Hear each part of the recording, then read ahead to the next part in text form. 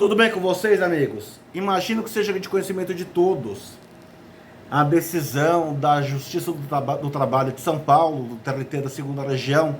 Não me falha a memória, foi o juízo da Quarta Vara do Trabalho, numa ação civil pública, que condenou a Uber em R$ 1 bilhão. R$ 1 bilhão. Quer entender o que é 1 bilhão?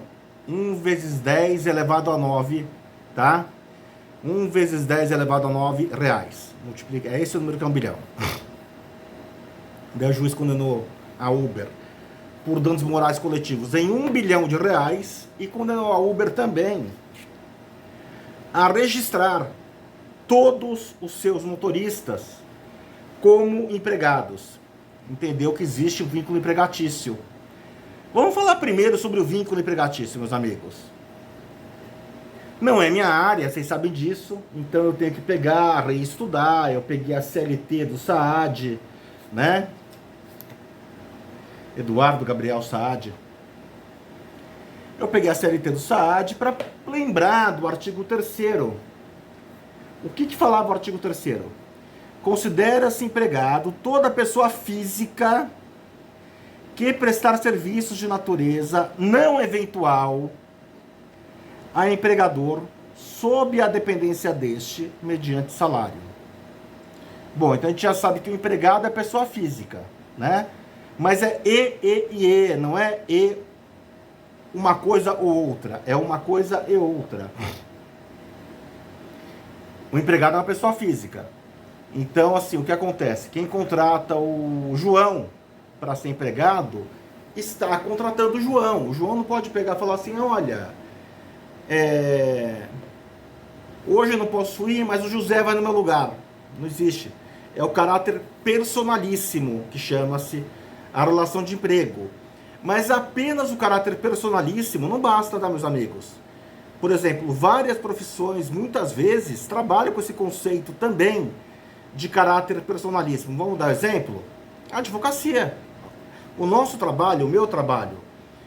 Várias e várias vezes eu sou contratado para fazer uma sustentação oral nos tribunais do Brasil, e é algo no qual eu tenho bastante expertise, tá? E o meu cliente que me contrata, ele quer que o Paulo Antônio Papini vá fazer a sustentação oral.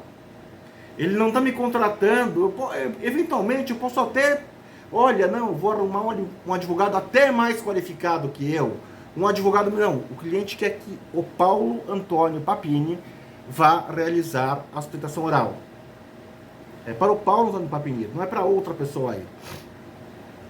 Então apenas o caráter personalíssimo não basta. Não eventual, aí que tá. O motorista de Uber,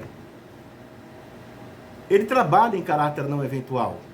Eu conheço, né, eu uso bastante Uber. Uso bastante esses aplicativos de transporte, tanto o Uber quanto o 99. E assim, o sujeito ficou desempregado, tá com a grana curta. Outro dia eu peguei um Uber, inclusive, foi 99. Que você estava comigo, lembra, Mário? O motorista era um advogado. E ele pegou e explicou pra gente, falou, não, eu tô começando meu escritório agora, tô numa sociedade, mas não tá dando dinheiro ainda. Como não tá dando dinheiro ainda, eu tenho que manter minha família. Mas ele falou que de vez em quando entra algum horário, ele fica 2, 3 semanas sem aparecer. Isso é emprego? Isso é emprego? O emprego onde eu vou trabalhar hoje, daí eu viro pro meu chefe e falo, olha, então, né, agora, daqui a 3 semanas eu volto. Isso não é emprego, gente, pelo amor de Deus. Por quê? Se nós entendermos que o motorista de Uber tem vínculo com a Uber, então assim, sabe esses sites de localização de correspondentes, Migalhas e os Brasil, todos esses sites jurídicos têm serviço de correspondentes, né? Sempre que eu preciso de correspondente, eu vou direto em 2, Migalhas e os Brasil, porque já é automático e tal, e eu localizo rápido e com facilidade, o pessoal que está lá cadastrado responde com agilidade também, etc. Qual que é a diferença? quem está no Migalhas, quem está no News Brasil, paga uma remuneração fixa daquilo que recebe para o News Brasil e, em troca, tem o serviço de correspondência. E da mesma forma que o Uber pode recusar a corrida. Bom, todo mundo que está aqui que usa Uber sabe disso. Quantas vezes você não pede um Uber e, de repente, você está 10 minutos esperando, em cima da hora, quando o carro está quase chegando, o motorista aceitou outra corrida e foi pegar outro. Quantas vezes não acontece isso? Com Uber, com 99, isso é emprego? Será que isso é emprego? Será que um garçom pode olhar para um cliente e falar: eu acho que a gorjeta desse cara vai ser baixa. Eu acho que a gorjeta que ele vai deixar aqui vai ser baixa. Olha, quer saber do que mais? Eu nem vou atender a mesa dele. Né? Porque emprego é isso. Emprego, você não escolhe quem será atendido. E como você não escolhe, então seria o seguinte: o Uber teria que ter uma política do tipo: corrida abaixo de X reais. O Uber nem faz e só faz a partir de tal ponto. E o motorista seria obrigado a ir. Ele não poderia recusar a corrida. E eles fazem isso com frequência. É bom que façam. Até porque o Uber, tanto o Uber quanto o 99 trabalham com o conceito de tarifa dinâmica. Então, assim, gente, não é emprego. Não tem forma de você olhar a relação contratual. E com detalhe ainda, apesar que isso não chega a ser necessariamente um requisito da relação de emprego, mas normalmente é bastante comum, em quase 99% dos casos, é bastante comum que quem trabalha numa empresa não possa trabalhar ou prestar serviços para uma empresa para uma empresa concorrente.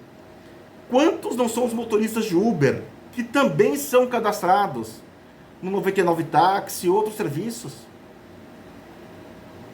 Quer dizer, é uma forçação de barra muito grande o que esse juiz do trabalho conseguiu. E pior ainda, né? Condenação de dano moral coletivo de R$1 bilhão. Onde que ele tirou esse valor? Num país onde morre uma mãe de um cliente meu, sofreu um erro médico, foi vítima de um erro médico. Nós ganhamos para esse meu cliente na 5ª Vara do Tribunal de Justiça do Estado de São Paulo, na 5ª Câmara de Direito Privado do TJ de São Paulo, nós conseguimos uma indenização que, atualizada para a época do pagamento, deu R$54 mil. O valor nominal da indenização era R$30 mil. Uma morte, o judiciário paga 30 pau. Agora, uma empresa que está dando oportunidade para que pessoas desempregadas não passem fome, porque é disso que a gente está falando, tá? O motorista do Uber, se não tivesse Uber na vida dele, provavelmente ele estaria passando fome. Quem que é motorista do Uber? É o advogado, é o engenheiro, é o administrador de empresas, que por qualquer contingência da vida ficou desempregado e tem que comer. E essa pessoa precisa comer. Ela precisa comer.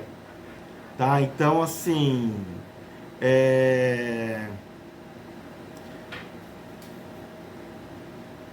Qual que é a consequência de uma decisão?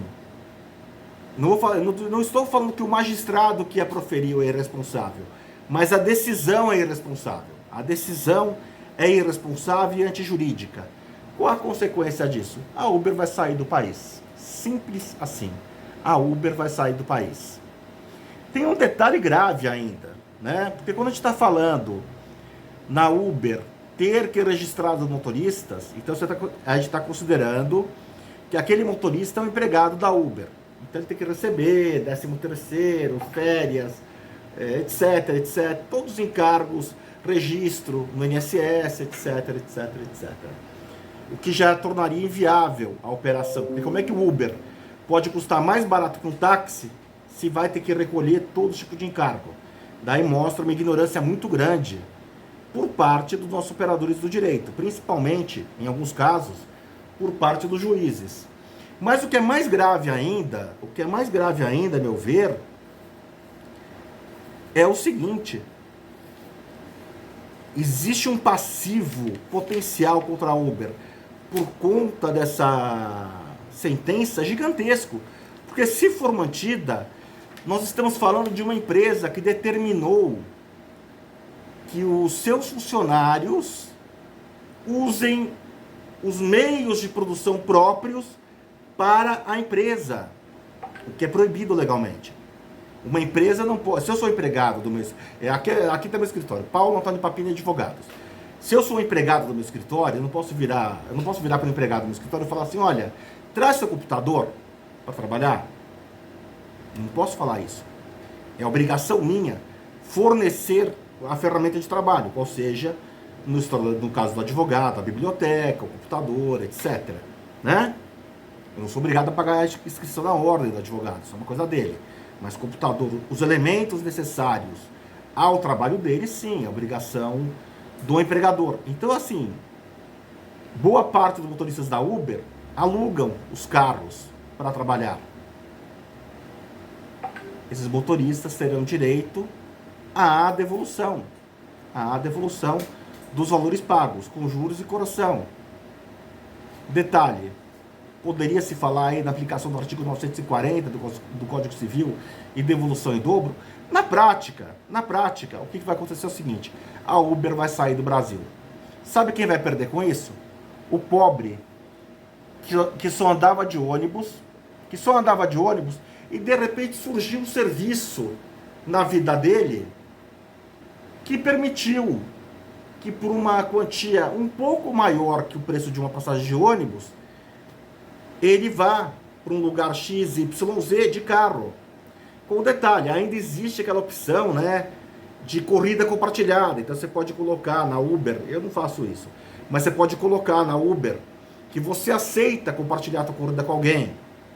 E daí a tua corrida fica mais barata ainda.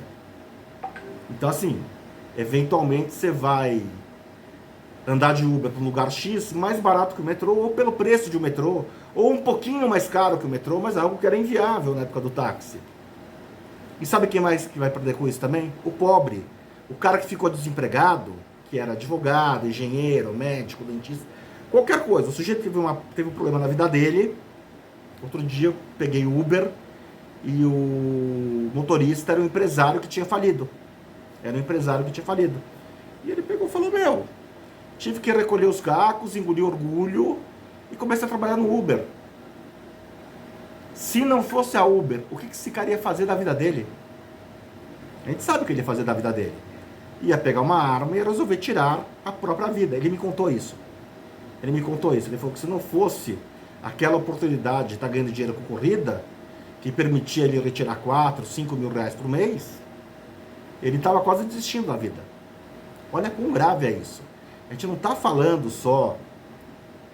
Quer dizer, nós estamos falando de empresas que vão deixar de investir no país e colocações, fontes de renda que serão perdidas.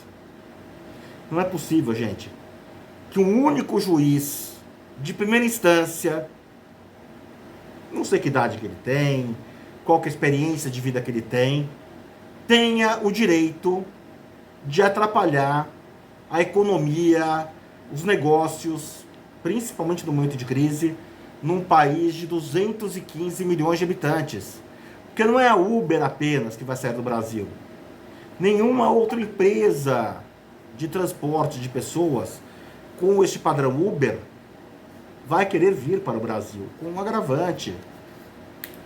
Eu acho que se você entende, se você é advogado trabalhista, jurista trabalhista, juiz do trabalho, ius trabalhista, e se você entende que existe vínculo empregatício do motorista do Uber com a Uber, do motorista do aplicativo com a Uber, então você necessariamente tem que entender também que existe vínculo empregatício do advogado correspondente Migalhas, do advogado correspondente do Brasil, com aquelas respectivas plataformas.